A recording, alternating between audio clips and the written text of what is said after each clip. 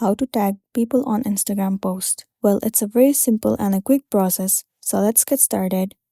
First thing first, make sure you are using the latest version of the app. Once you have the updated version, simply open the app Instagram, enter your login credential, and then log into your specific account.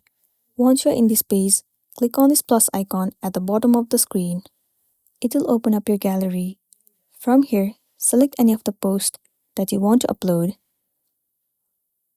All you want to do is click on it and then tap on next at the top right corner of the screen.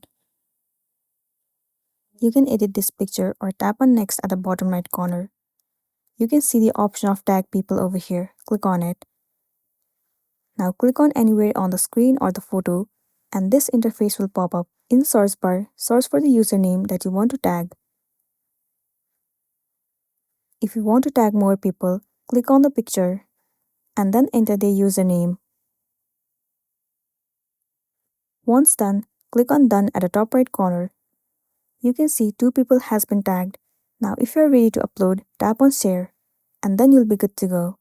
So that's the wrap for this video. Make sure to smash the like button and consider subscribing to our channel. We'll see you in the next one.